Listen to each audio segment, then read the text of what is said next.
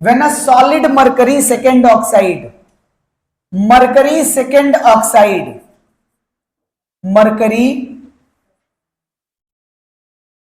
Second oxide, इसको heat किया जा रहा है। हीट का सिंबल किसको किसको याद है? डेल्टा। आप अगर सिंबल नहीं यूज करते तो एरो पर हीट लिख दीजिए, एरो पर हीट लिख दीजिए, अदरवाइज सिंबल यूज करिए। स्टैंडर्ड में क्या बना देंगे यहां पे हम लोग? Delta.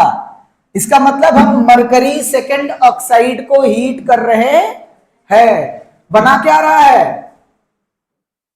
Heated liquid mercury and oxygen gas. क्या बना रहा है? Liquid mercury and oxygen gas. Liquid mercury,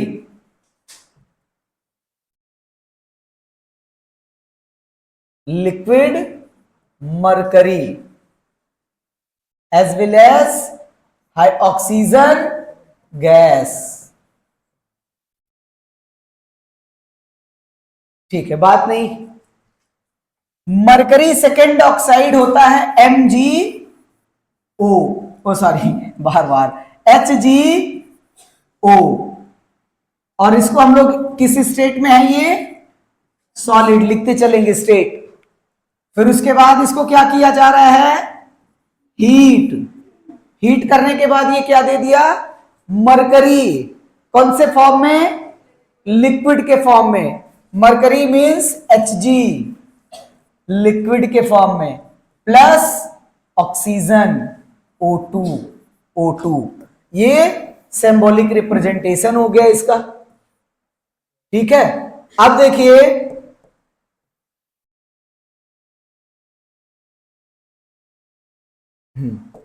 अब हम बात करते हैं बैलेंस है या अनबैलेंस है। सबसे पहले एक चार्टिंग कर लेते हैं, इसमें कौन कौन सा यूज हुआ है? मरकरी एंड ऑक्सीजन, ऐसे यहां लिख लेते हैं Hg, दूसरा ऑक्सीजन, फिर देखिए रिएक्टेंट, प्रोडक्ट। ये मैं आपको समझाने के लिए लिख रहा हूं, आप मत लिखिएगा।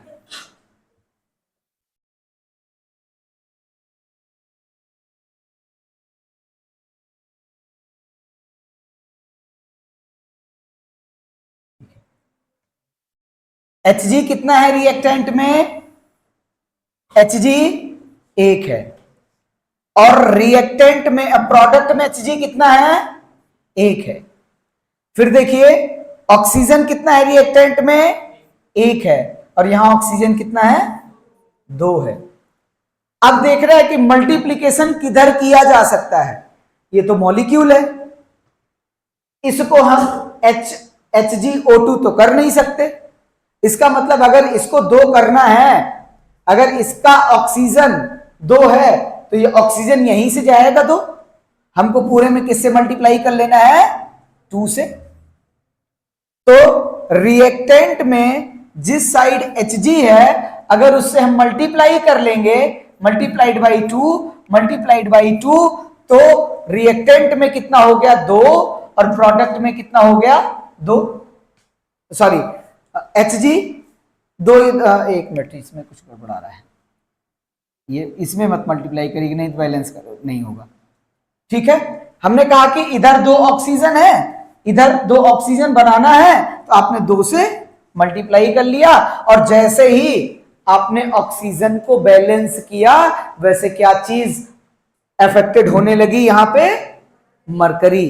तो आप तुरंत दूसरे पे नहीं जाना है, अब आपको मरकरी पे जाना है। कहां पे जाना है? क्योंकि यहां ये अफेक्टेड हुई है, तो यहां भी मुझे मरकरी देखना है। और यहां मरकरी कितना है? सिंगल। सिंगल लिखा हुआ होता तो आसान होता है, मल्टीप्लाइड बाई 2। यहां भी मैंने क्या कर दिया? मल्टीप्लाई कर दिया। अब देखो ऑक्सीजन 2 था, यहां ऑक्सीजन कितना था? 1 था। मैं यहां पे 2 ऑक्सीजन करना चाहता था, तो 2 से मैंने इस पे मल्टीप्लाई कर लिया, और 2 से मल्टीप्लाई किया तो ऑक्सीजन में तो बराबर हो गया। लेकिन इस ऑक्सीजन को बैलेंस करने के चक्कर में हमारा जो मरकरी है वो बढ़ गया, और बढ़े हुए मरकरी में 2 मरकरी यहां हो गया, 1 यहां था, तो मैं इस मरकरी में 2 से और मल्टीप्लाई कर लिया और हमारे पास अब देखिए क्या हो गया, बैलेंस हो गया। ये कहलाएगा बैलेंस्ड केमिकल रिएक्शन या बैलेंस्ड केमिकल इक्वेशन। ठीक है, हाँ बोलो। अगला ये पहले पार्ट का आंसर था, इसमें 2 पार्ट है। फर्स्ट पार्ट, सेकंड पार्ट में आइए। सेकंड पार्ट है लिक्विड हाइड्रोजन पर ऑक्साइड है। ये लिक्विड हाइड्रोजन पर ऑक्साइड, लिक्विड हाइड्रोजन पर ऑक्साइड। हाइड्रोजन पर ऑक्साइड डेली लाइफ का कॉमन है, मेडिकल स्टोर पे मिलता है और आपके घरों में कई बार आया है हाइड्रोजन पर ऑक्साइड।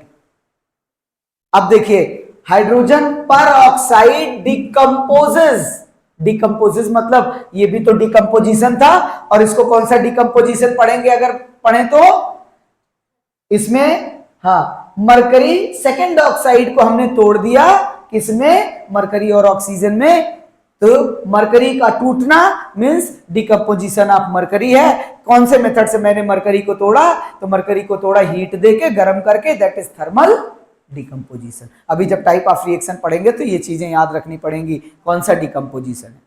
ठीक, अब H2SO। सेकेंड है liquid hydrogen peroxide, liquid hydrogen peroxide, liquid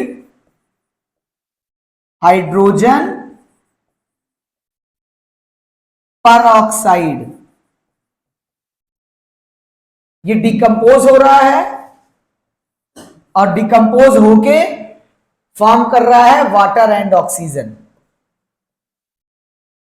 water plus oxygen. एक बार आप कोशिश करिए खुद से बना के, नहीं बनता तो हम बनाते हैं। चलिए, हाँ तो ठीक है, हमने कहा liquid hydrogen peroxide, hydrogen 2 oxygen, अब कोड वर्ड समझ में आ गया, H2O2, H2O2,